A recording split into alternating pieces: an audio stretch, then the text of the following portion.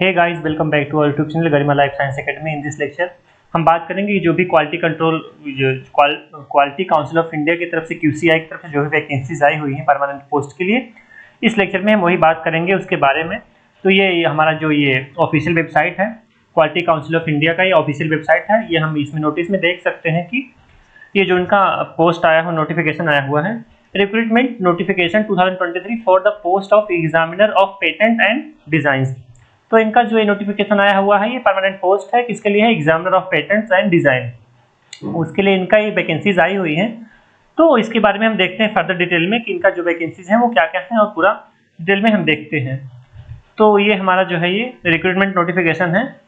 जो पोस्ट है क्या है? Examiner of patent and design की पोस्ट है, और जो कंडक्ट कराता है क्वालिटी काउंसिल ऑफ इंडिया। कौन कंडक्ट कराता है? क्वालिटी काउंसिल ऑफ इंडिया की तरफ से वैकेंसीज हैं। हम इसके बारे में जो देखते हैं डिटेल में कि क्या है, कितनी पोस्ट है और कैसे अप्लाई कर सकते हैं। तो ये जो हमारा है हाउ टू अप्लाई, तो ये वेबसाइट जो उनका है www.qc.in.org पे हम अप्लाई कर सकते हैं online. No other mode of application will be accepted. तो जो अप्लाई करने का मोड है वो ऑनलाइन है, और कोई आप ऑफलाइन नहीं अप्लाई कर सकते हैं। फिर एग्जामिनेशन फीस जो है वो क्या है? 1000 रुपीज़ है for general and OBC category के लिए। कितनी है फीस? 1000 रुपीज़ है। SC ST PWD के लिए जो फीस है वो 500 एग्जामिनेशन फीस है। जो भी ये इनका और वैकेंसीज कितनी आई हुई हैं उसके बारे में हम देखते हैं। तो जो हमारा ये है CGPDTM intent to recruit examiners of patents and design general central services group A gazetted non ministerial, और जो इनका लेवल है वो लेवल 10 इन पे मैट्रिक्स। तो जो लेवल है वो पे मैट्रिक्स 10 है। ये 56,000 से लेकर के ये इनका जो भी है 1.5 लाख प्लस एप्लीकेबल अलाउंसेस जो भी सैलरी है, लेवल 10 पे स्केल पे है, as administrable in government of India. और जो ये वैकेंसीज आई हुई हैं ये पूरा इसका हम देखते हैं टेंटेटिव डेट है। तो ये ऑनलाइन एप्लीकेशन प्रोसेस जो है वो 14 जुलाई से स्टार्ट होगा। क्या है? 14 जुलाई एप्लीकेशन स्टार्ट होगा, और प्रोसेस जो भी होगा कंक्लूड होगा वो 4 अगस्त होगा। तो 4 अगस्त लास्ट डेट है अप्लाई करने का। एडमिट कार्ड जो भी आएगा प्रीलिमिनरी एग्जामिनेशन का 14 अगस्त है।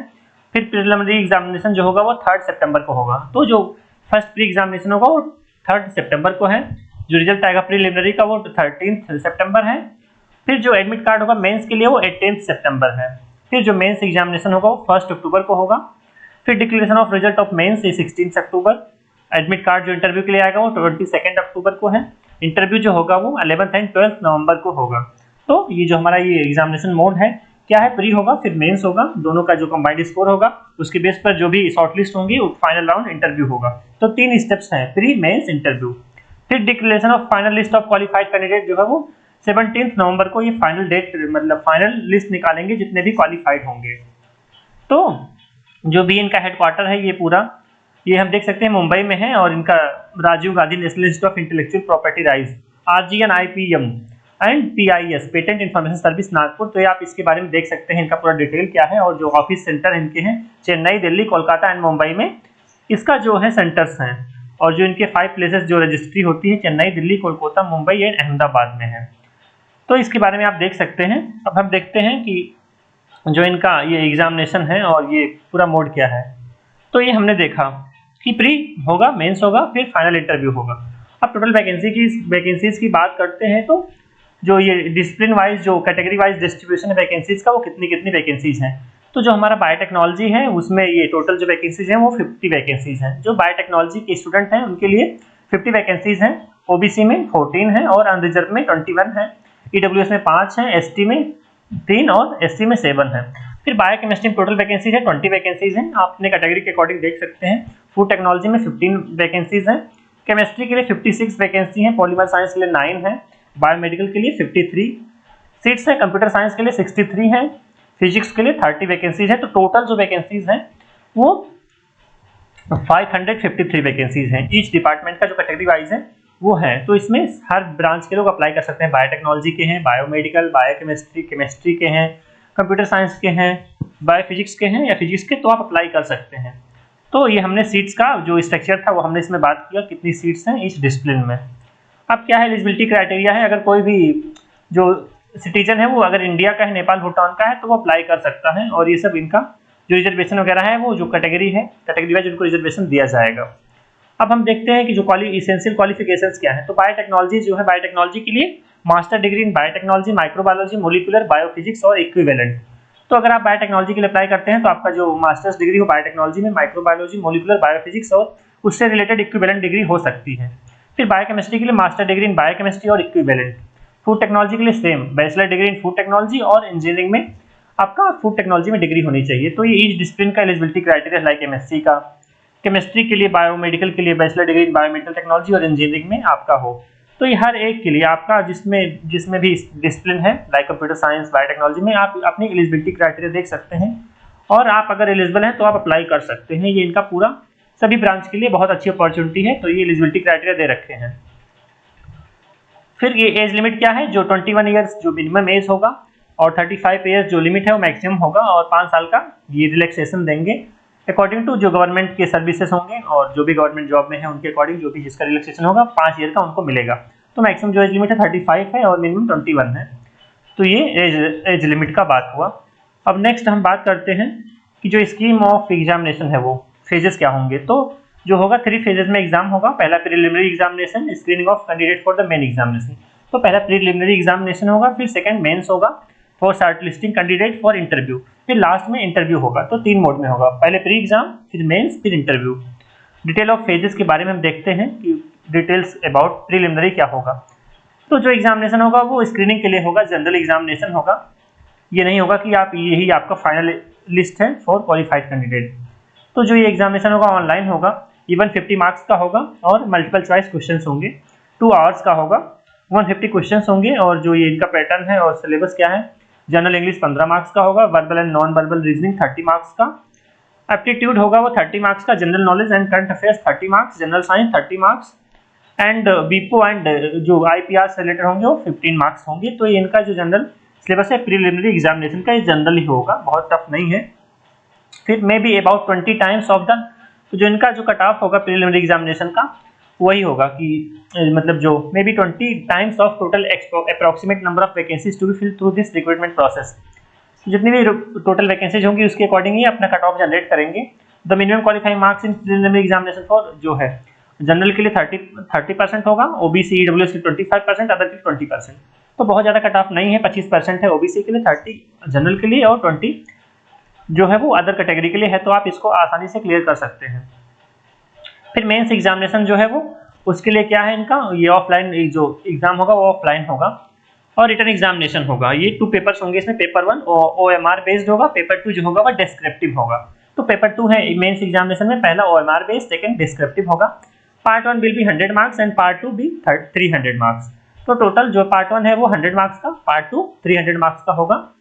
और जो ये 2 आवर्स का पेपर 1 होगा हमारा, इसमें जो 20 मार्क्स का करंट अफेयर होगा, 20 मार्क्स का एप्टीट्यूड होगा, 20 मार्क्स का एलिमेंट्री मैथ और जो इंग्लिश है वो 20 मार्क्स का होगा और 20 मार्क्स का आईपीआर से रिलेटेड होगा।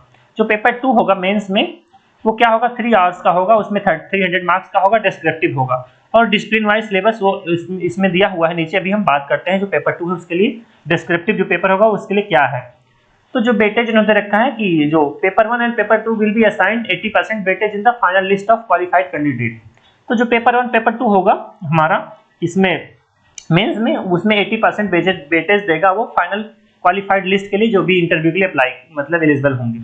तो 80% वेटेज जो है हमारा वो मेंस का है और बाकी जो वेटेज है वो हमारा प्री का होगा और लास्ट में जो इंटरव्यू होगा उसका कंबाइन करके फाइनल लिस्ट निकालेंगे। फिर इंटरव्यू जो होगा वो इंटरव्यू भी 100 marks and will test the candidate on the topics covered in the preliminary and mains examination. तो जो इंटरव्यू होगा 100 मार्क्स का होगा, जो भी टॉपिक कवर्स किए हैं प्रीलिमिनरी और मेंस एग्जामिनेशन में उससे रिलेटेड क्वेश्चन होगा इंटरव्यू में। The marks obtain in interview will be given 20% weightage in the final list of qualified candidate. तो ये बोले हैं कि जो भी इंटरव्यू होगा वो 20% वेटेज करेगा for the final list of qualified candidate. तो इंटरव्यू 20% कवर करेगा, 80% जो हमारा रिटन एग्जाम कवर करेगा। जो मीडियम ऑफ एग्जामिनेशन है वो प्रीलिमिनरी मेंस एग्जामिनेशन है, इंटरव्यू जो होगा वो इंग्लिश में होगा ओनली। तो जो ये मोड ऑफ एग्जामिनेशन है वो इंग्लिश में होगा। सीनियरिटी लिस्ट क्या है कि जो भी 100 मतलब जो भी ज़्यादा मार्क्स स्कोर करेगा उसको ये चूज करेंगे एज अ परसेंटेज और हाईएस्ट उसके बेसिस पर ये लोग अपना स्कोर कार्ड और जनरेट करेंगे। तो इनका ये सीनियरिटी लिस्ट है। अब हम देखते हैं कि जो ये सिलेबस वगैरह है वो क्या सिलेबस है। तो जो सिलेबस है वो पेपर 2 के लिए लाइक मेंस एग्जामिनेशन के लिए बायोटेक्नोलॉजी के लिए क्या है, बायोटेक्नोलॉजी में माइक्रोबायोलॉजी है, जनरल बायोकेमिस्ट्री पूछा जाएगा, molecular genetics and molecular biology, bioprocess engineering है, plant and animal biology, animal cell culture, immunology, recombinant DNA technology and bioinformatics. तो ये रहा हमारा बायोटेक्नोलॉजी का सिलेबस। फिर जो सेकंड है वो बायोकेमिस्ट्री के लिए सिलेबस क्या क्या है, तो बायोकेमिस्ट्री का भी ऑलमोस्ट वही बायोकेमिस्ट्री पूरा आएगा।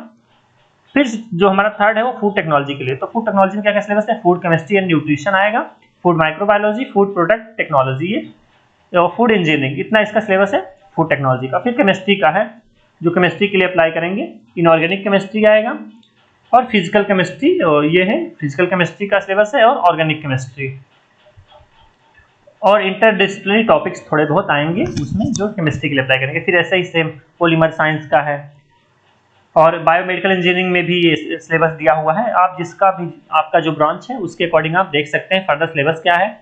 और आप हम ये जो पीडीएफ है लिंक हम डिस्क्रिप्शन बॉक्स में इसको ऐड कर देंगे, आप फर्दर गो थ्रू अच्छे से कर लेना तभी आप अप्लाई करना। और बहुत ही अच्छी अपॉर्चुनिटी है, कोई भी ब्रांच का है आप like computer science, biotechnology, biochemistry, physics, chemistry, civil science, like civil engineering किसी भी ब्रांच के हैं तो आप अप्लाई कर सकते हैं। और ये जो भी ये पूरा इन्फॉर्मेशन है ये अपने फ्रेंड्स के साथ भी शेयर कर सकते हैं। अगर कोई भी फ्रेंड्स आपका कंप्यूटर साइंस या किसी ब्रांच में है, अगर वो एलिजिबल है तो don't forget to share with your friends so that they can apply. ये कंप्यूटर साइंस का वैकेंसीज है, ये सारी वैकेंसीज इस डिसिप्लिन में आया हुआ है। तो इसमें ये पूरा सिलेबस है, सिविल इंजीनियरिंग का है ये सिलेबस, और ऐसे ऐसे पूरा सिलेबस दिया हुआ है लास्ट में इनका। जो फिर मैकेनिकल इंजीनियरिंग का सिलेबस है, ये पूरा सिलेबस दिया हुआ है इनका। तो बहुत अच्छी अपॉर्चुनिटी है, बहुत अभी टाइम है 1 मंथ का, आप अच्छे से अप्लाई कर सकते हैं और आप अच्छे से एग्जामिनेशन की तैयारी कर सकते हैं सो दैट आप इजीली इसमें सेलेक्ट हो सकते हैं। तो ये हमने बात किया, ये लेक्चर इसमें पूरा हमने डिटेल में पूरा देखा इनका क्या पूरा था। तो I hope this lecture was helpful for you. तो ये हमने बात किया कि जो भी पूरा वैकेंसीज था जो पोस्ट ऑफ एग्जामिनर पेटेंट की थी उसमें आप अप्लाई कर सकते हैं और अपने दोस्तों के साथ भी शेयर कर सकते हैं। और आप पहले अच्छे से पीडीएफ को पढ़ सकते हैं, पीडीएफ पढ़ने के बाद तब आप अप्लाई करना और अच्छे से अप्लाई करना और आप अच्छे से एग्जामिनेशन देना। तो ये रहा हमारा, इस लेक्चर में हमने बात किया कि जो भी QCI की तरफ से पोस्ट आई हुई है। आई होप ये जो लेक्चर है और अपडेट है इन्फॉर्मेशन आपको अच्छा लगा होगा।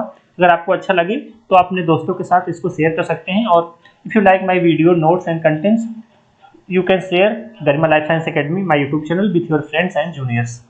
Thank you.